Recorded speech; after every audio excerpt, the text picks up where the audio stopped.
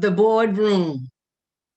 The church boardroom is not an abstract object, not just a room with an executive table and comfortable chairs. No, no, no. The boardroom is actually a composition of a group of people selected by the church to occupy these chairs.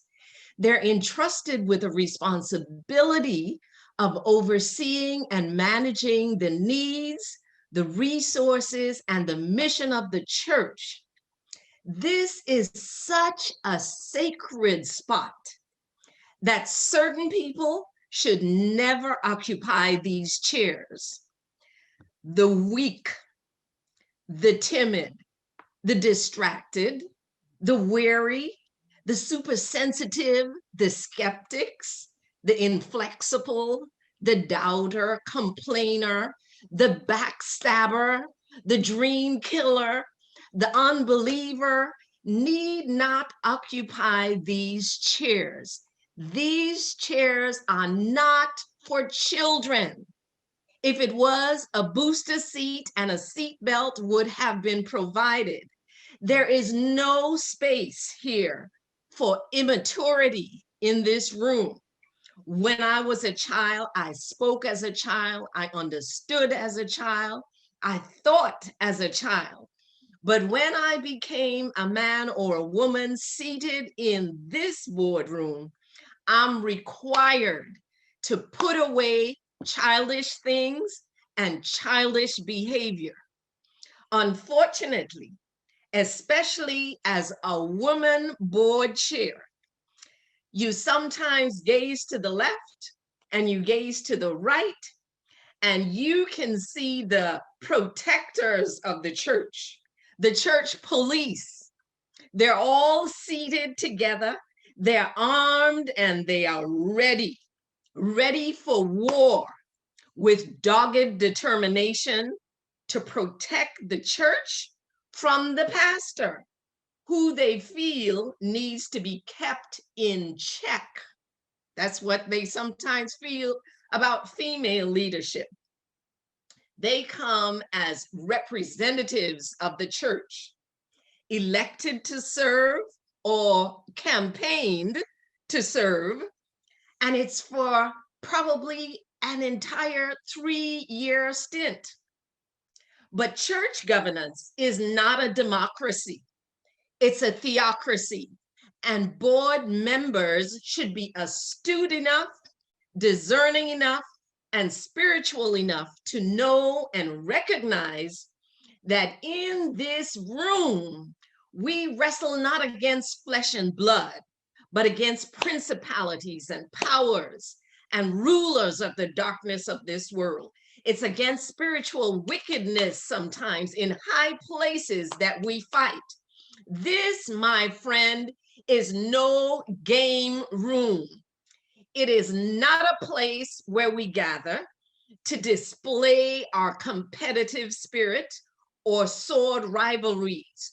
Church boards that spend their time fussing and fighting never experience spiritual growth. The boardroom should be a God room. Put that in the chat. The boardroom should be a God room, a place where we experience miraculous power. Instead, we have sometimes reduced it to the spiritual laundry room, where our dirty laundry is aired. Just who have you allowed to sit in these chairs?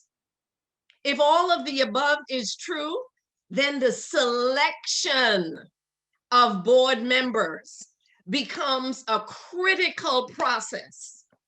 The current system, as we know it, allows friends to nominate friends. Long-standing members become lifelong members, never to be removed. They just stand in the way. The disguised naysayers volunteer their time only to take their Judas seat around the table. We blindly allow everyone or anyone to sit in these seats. And thus, sometimes we voluntarily hinder the work of God before it even gets started. Oh, how I wish we still had the Acts 6 board selection process. That's for the first deacon board, where candidates were selected based on character, such as faith, honesty, wisdom, and most of all, being full of the Holy Spirit. The leaders prayed, they laid hands on the candidates, and amazing results were not only were they able to easily and quickly solve their problems, but the number of disciples significantly increased. Who is sitting in your board seats? Oops. Good afternoon. I know I just jumped in with both feet and hands on this topic, but as you can tell, I just had to get a few things off of my chest. You see, for years, I sat in the primary seat of the church board. And I lived and experienced the worst of church board meetings and the absolute best of church board meetings. And I've come to one conclusion, and it is this. If we select board members right, then we can service the church right. Raise your hands in the chat if you believe. If we select the church board right, then we can serve the church right. Now, I know that you all can read, and most of you have already researched the topic of having a successful church board and what that might entail. There are some obvious responsibilities that are listed under the job description, if you will, of a church board. But given our time constraints today, I'd like you to consider with me just 3 foundational categories that should be reflected and exercised in any church board, regardless of denomination. Here they are: pray, plan, and pay. Simple, yet profound. The church board should pray together. They should plan together, and they should pay together if they're going to be successful together. It takes a very courageous woman to be the board chair. You get all kinds of darts that are sent your way. So I'll go through these 3 categories, and I'll take the easy one first: pray. Now, this category is only easy because on most boards, we have reduced prayer to a word of prayer. Have you ever heard that? We'll just have a word of prayer. And in that half a minute of prayer, the latecomers are unpacking their bags. Somebody else is opening up their computer and setting it up. The attackers, they are scanning the agenda to see where they can jump in to voice their objections. Who do we have sitting in these chairs if their minds are so twisted that they don't even understand the true meaning and purpose of prayer? So on a broad spectrum, prayer, I know, is sometimes we fold our hands and we say a word of prayer. But I'd like to expand prayer to include spiritual support. If spiritual members should occupy these seats, then we can safely assume that the board should be a spiritual entity tasked with undergirding the pastor and the church. Wisdom and discernment should be their earnest plea at all times. Truth be told, the pastor, especially the female pastor, already has her hands full with problems to solve and fires to extinguish in the pews. She needs dedicated members who would pray and intercede on her behalf, even when the church board meeting is in progress. I have designated specific people on my board. As soon as the meeting begins, they know that they need to start praying. And one of my favorite authors said this. She said, "It is through sincere prayer that we are brought into connection with the mind of the infinite. And without unceasing prayer, we are in danger of growing careless and deviating from the right path." Everyone wins when board members choose to sit in the seat that's labeled supporter. And don't get it twisted, supporter does not mean blind allegiance.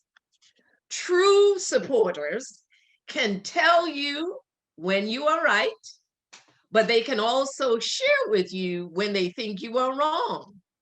The difference is in how they do it. Their words are always seasoned with love and grace and respect, and they're always committed to do their part to implement the solution. Who do you have sitting in those chairs? I encourage everyone occupying these chairs of the church boardroom to first commit to a life of prayer, constantly seeking the mind of God regarding the issues that are brought to the table. And when praying, don't just ask God to bless your sketchy programs. Do less talking, more listening, and like David, always inquire of the Lord about every item on the agenda. And might I add, boardroom conversations should be comfortably shared with the assurance that the information does not leak its way out of the door via your mouth, your text messages, or your emails before the meeting is over. People who have no respect for confidentiality are not welcomed on a church board. Kindly excuse yourself if your lips cannot be harnessed or your fingers cannot be restrained. If you choose to remain seated on a church board, pray, pray, pray. For if you fail here, the enemy will wreak havoc in these very comfortable seats of this church boardroom. Who is sitting in your church board chairs? Now that the underlying tone of the board is set, I am by no means suggesting that you simply fold your hands and you pray all day long. For the Bible tells us that faith without works is dead. So we pray first, but then we move into planning. It is the responsibility of the church board to engage in constructive strategic planning. First, articulating the church's core mission, and then developing a strategy and plans to achieve it. In other words, the board must work to ensure that the vision and mission of the church is efficiently and effectively implemented. You would be surprised to discover the number of people you might find on a church board who have no idea what the mission statement is. How do I know? It happened to me. Many years ago, 25 members must have gotten their heads together and came up with about 25 lines to describe why they exist. Except that when I arrived on the scene as pastor, no one could even remember those 2 lines from the entire paragraph. And if board members couldn't define or explain the church's mission, you know the regular members certainly have no idea where the church is headed and what they are tasked to do. And clearly, without vision, the people will perish. Who is seated in the church board chairs? Our board chose to make it simple enough that even children could understand and articulate it. Our church was only going to do 3 things. We were going to pray, love, and serve, period. No long paragraph that you forget, that you have to try to memorize. If you couldn't get 3 words, you don't deserve to even be on the board. Pray, love, and serve. The mission should be so ingrained in the DNA of every board member that it becomes easy to identify when a proposal or a task is misaligned with the church's mission or vision. Fiercely guard against mission drift, where today you do one thing and the next day you do something else. No.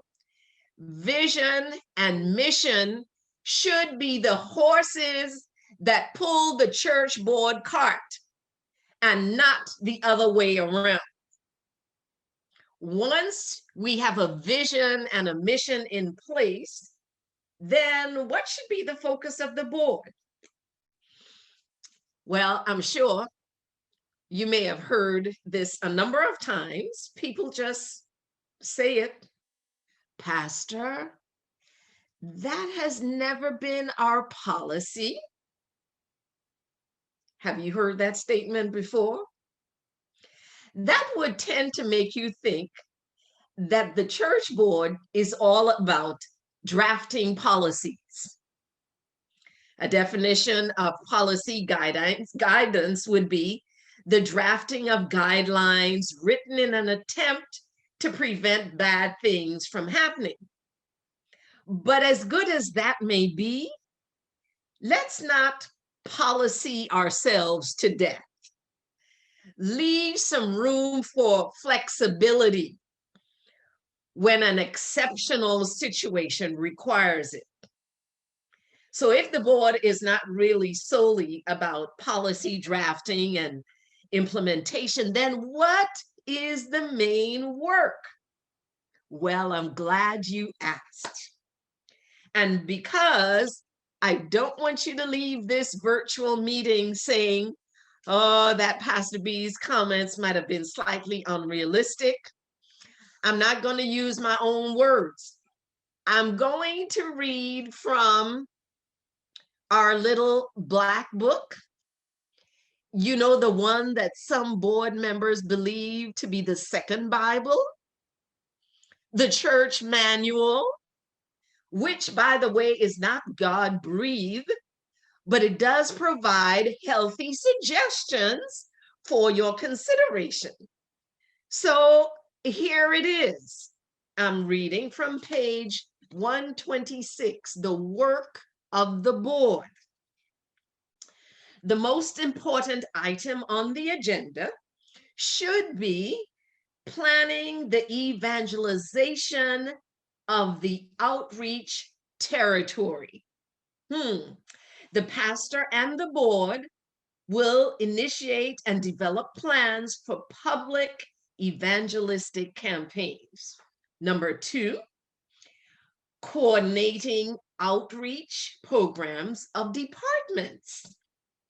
To avoid conflict in timing and competition in securing volunteers, and to achieve maximum beneficial results, coordination is essential. Each department should submit its plans to the board for approval.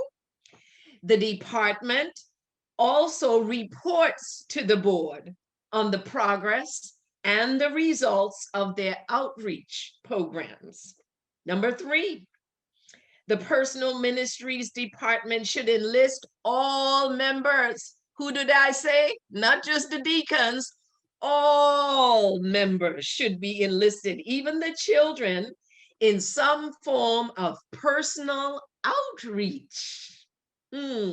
Number 4, interest coordinator should ensure that every interest is personally and promptly followed up. And number 5, each department should report at least quarterly to the board and to the members about their activities. Well, there's a radical concept. The church board should have as its number 1 priority evangelism and community engagement.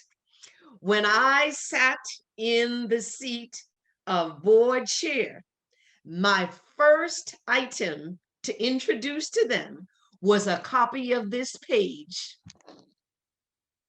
and to let them know that our board was not going to be a place of confusion. It was not going to be a place of arguments. It was not going to be a place of complaining. It was going to be a place of planning how we're going to do evangelism and community activity. And might I add that those things should be done out of love for your community, not just to baptize folk and then squeeze their pockets so that you get a tithe increase. People recognize when you truly care about them versus when you're just trying to use them. And that's another topic. Church board members, stay focused on mission. We ought to hold every member seated in those comfortable chairs, hold them accountable for their plans and their procedures to accomplish their evangelism objectives and outreach efforts.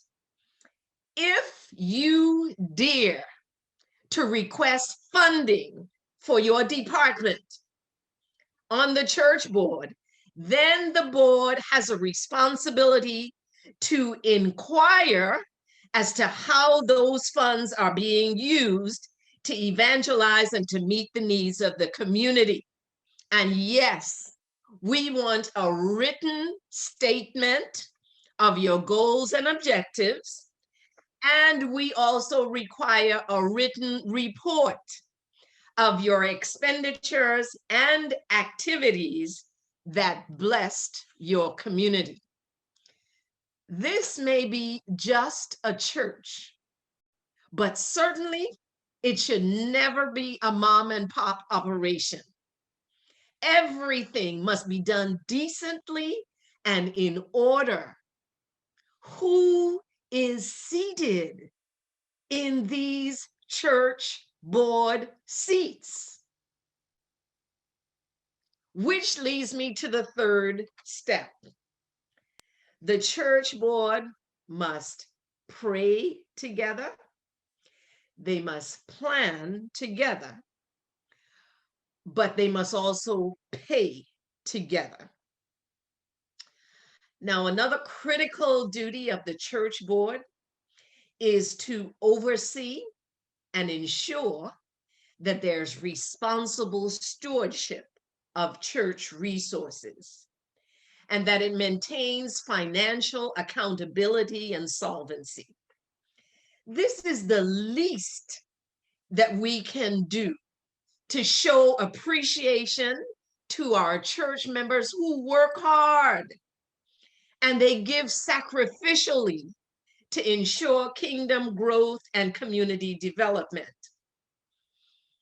Financial oversight of this board then includes, number one, approving, monitoring, and managing the annual church budget. Yes, a budget. Spending should never be based on the whim of a church officer or the pastor.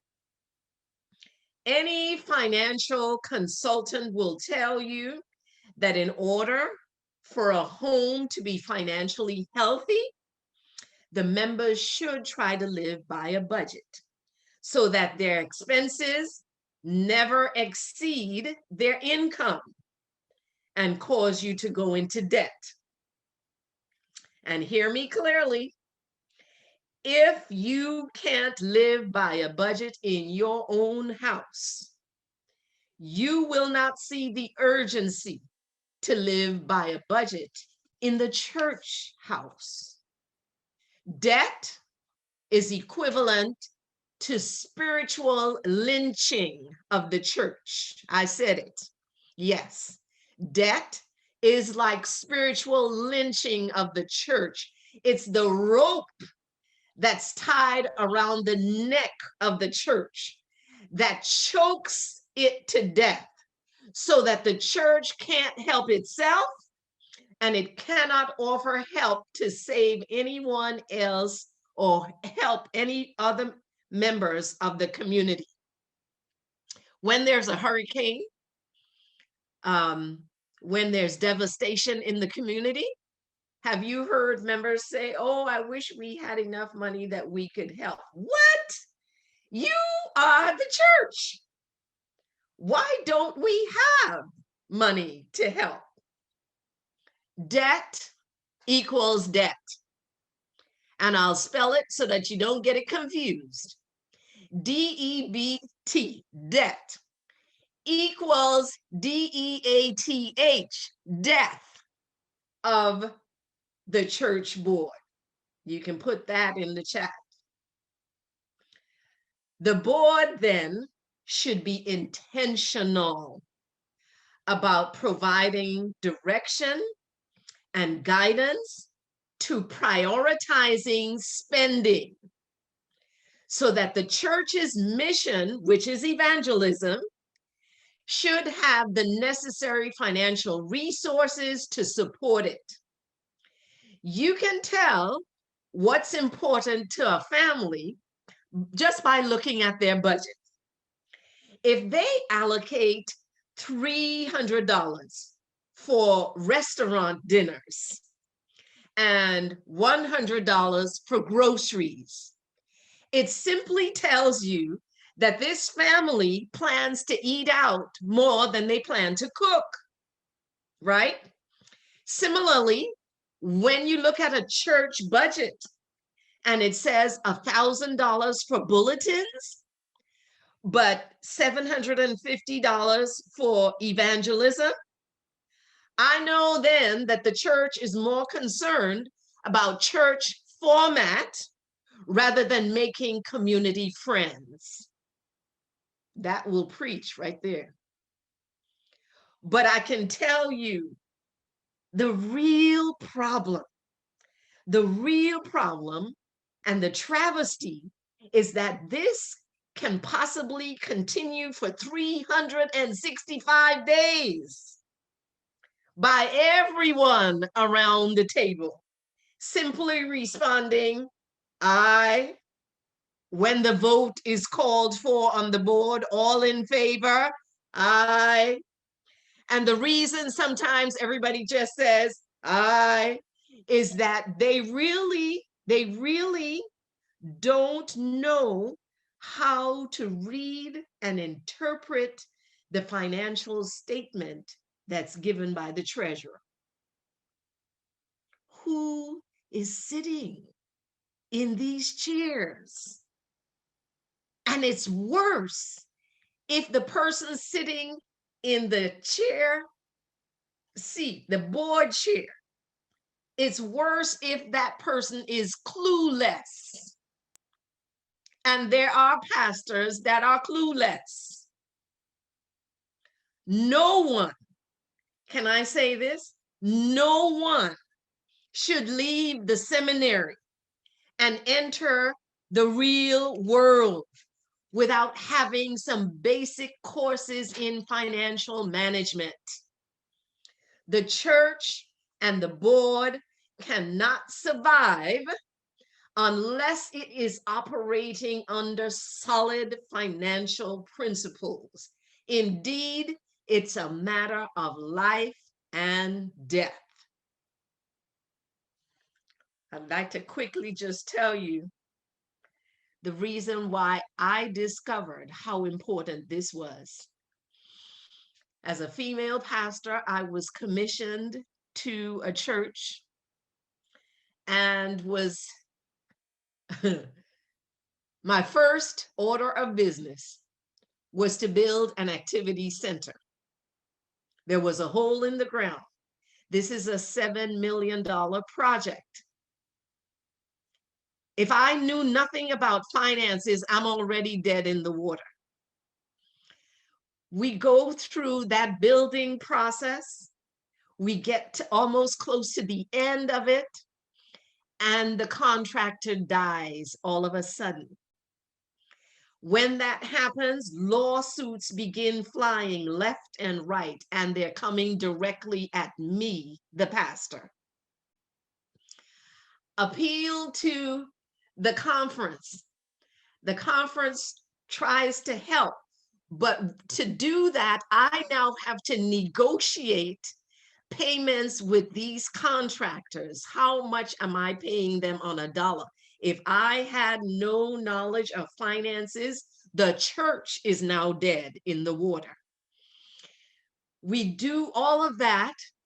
And I said, you know, God, I don't want to be the one pastor, the one female pastor who have had this experience and have had to borrow money from the conference. I want my slate to be clean.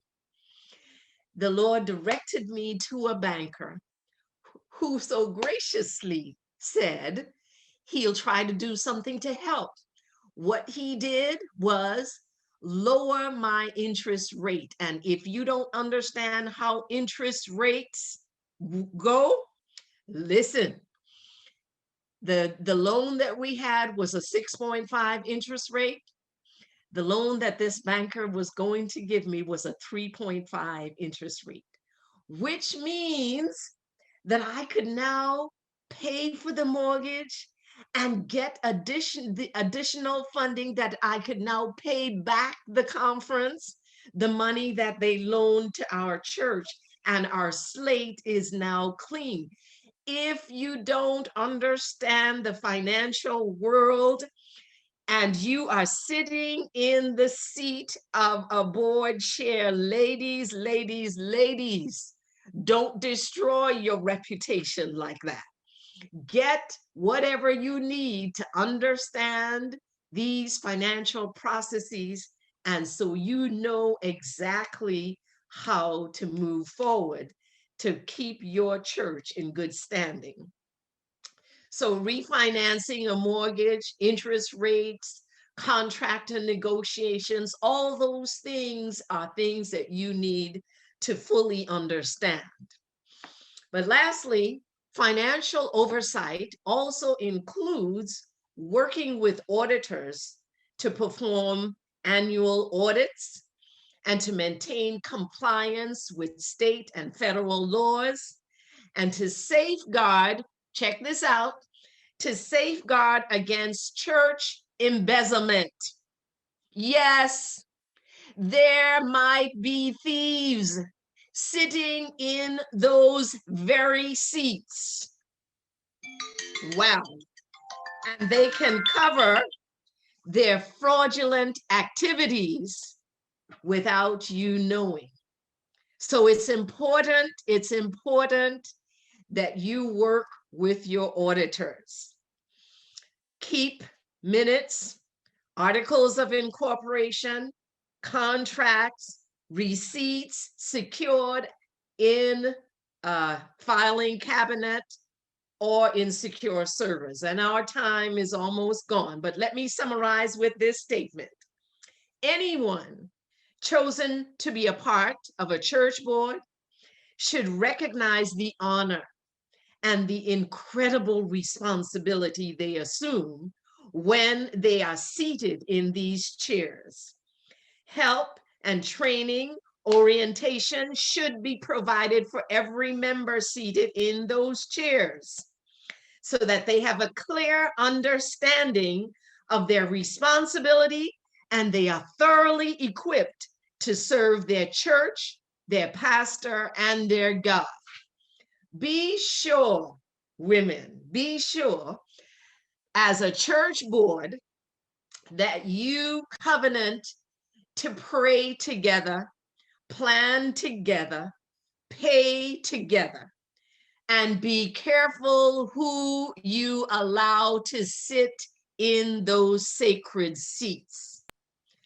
Commit your way unto the Lord, and He will direct your path as you navigate this table and these chairs.